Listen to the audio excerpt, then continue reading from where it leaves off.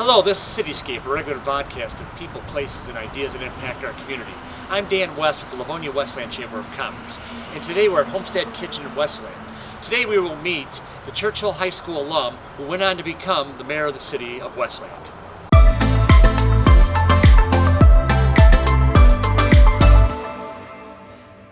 Kevin Coleman was elected and took office in November as Westland's 10th mayor. Westland is the 9th largest city in Michigan with some 84,000 residents. After graduating from Churchill in 2001, he earned a bachelor's degree from Western Michigan University and went on to be a music instructor and vocal coach. He became a volunteer leader with the Westland Festival Committee and the Westland Veterans Association. His community involvement launched his political career in 2013 when he was elected to a 4-year term on the Westland City Council. He was then elected to the Michigan House of Representatives in 2018, 2020, and 2022. And we are talking with Mayor Coleman today. Mayor, thank you for finding time for us today. Thanks for having me. Happy to be here. We are here at the Homestead Kitchen on Wayne Road, and you hung out quite a bit here having coffee hours when you're in the State House. What drew you to this place? So we do our legislative coffee hours here. We partnered up with County Commissioner Glenn Anderson, who has been a public servant for Westland and Livonia for many years. Trina and her staff are just probably some of the friendliest people you'd ever meet. We're kind of centrally located right here on Wayne Road, right by Carlos Mexican Restaurant in the same strip mall. And it's good coffee, great desserts, as you see some right here. And yes. I know they're really famous for their cakes. They do a lot of wedding cakes and cakes for parties and really creative, cool stuff. So just a great space for us. So you got a good snack, a coffee while getting a chance to talk with you. So happy to be here. Made it work. Yep. So you've been, at the time that we are talking, you've been in the office about a month now. What has this last month been like?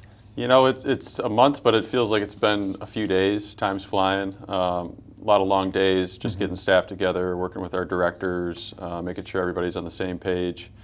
Parks and Rec Department, getting that expanded out and bringing on a new assistant director for that role has been really important.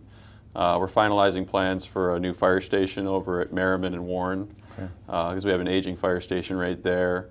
I was able to appropriate $7 million as our state rep, which will pay for the bulk of that construction over there. So a lot of great things in the works, and it's been really exciting.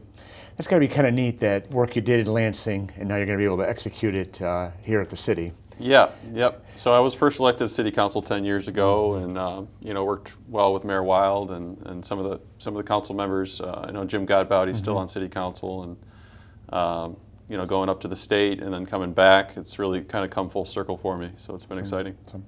Well, you've been in politics now about 10 years now. What got you initially into it, and was there anyone in particular that inspired you to get involved? Well, it was kind of a hobby.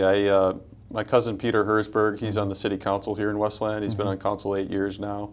He had to go to a city council meeting for a college course. He needed some extra credit or Poli-Sci 101 or whatever, and he asked me to join him and keep him company, and I kind of was immediately intrigued by local government. I didn't realize the amount of politics and service right here at the local level. And then, growing up, I lived around the block from Sandy Cicerelli, who was mayor of Westland back when I was in high school in the late 90s and early 2000s. And she served in the legislative, executive, and judicial roles here. She's our district court judge now. So it was always kind of a novelty that, hey, the mayor lives around the corner from me. And at the time, I had no idea I'd end up running for mayor, but I think she was kind of an inspiration for me. So, in your time on city council and state rep and mayor up to this point, what philosophies have you developed as an elected official to serve the public?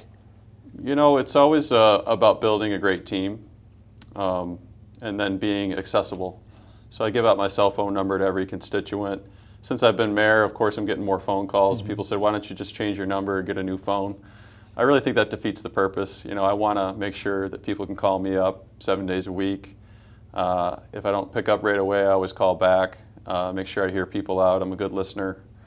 And just having this great team, this great staff here at the city, it's just crucial to running a great city. So, I've heard from a lot of people that people have said you were quick in responding to constituent concerns when you were in Lansing. Is that just something that you just knew you had to do, or is that something that you just developed as you went along the way? Well, I think constituent services is crucial at the state level, but also the local level. And there's so many duties to the job, but being able to help people firsthand, that's really the rewarding part of it. I think that was a big motivation for me coming back and running for mayor, is I can help even more people right here at the local level, rather than up in Lansing. But yeah, being accessible and getting back to people has always been top of the list for me. Now that you're back at Westland City Hall, what's on the top of the agenda as mayor now? So two things really: economic development and expanding our Parks and Rec department, which we're still kind of growing right now. And I say economic development because Westland has a lot of potential and a lot of opportunity, but we haven't yet filled that potential out. There's a lot of vacant storefronts, there's vacant buildings, plots of land all over town. Westland Mall, of course, is aging. So really, I campaigned on, and my goal here as mayor is to create more density around this area of the city near Warren and Wayne Road, going towards Newburgh. And really citywide, there's opportunity on the north and south end of the city as well. On the campaign trail, you talked that a lot of people were concerned about Westland Mall. And as far as malls go, every regional mall is kind of a bit of a challenge for every community. It's just not exclusive to Westland.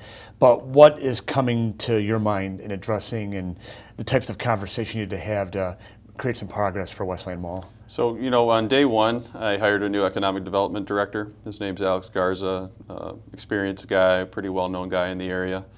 He's already been really aggressive about reaching out to redevelopers and investors who might be interested. We've already met with the owners of the mall property, Namdar Realty.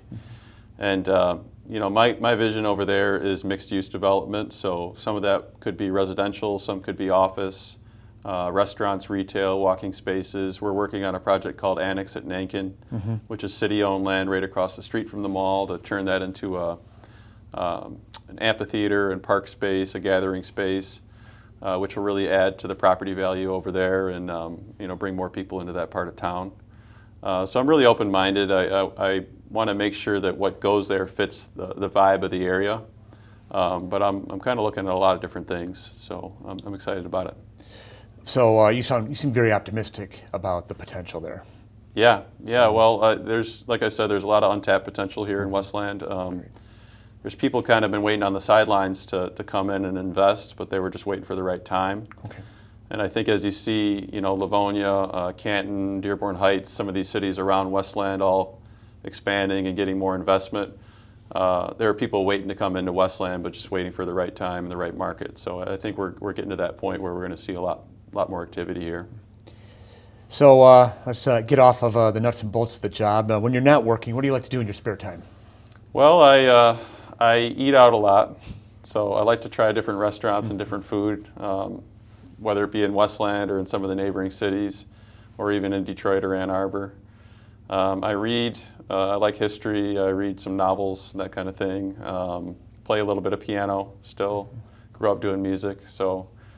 And then just spending time with family and friends, and just getting out and about. I love to travel when I can, when I find time. So, you said you read history.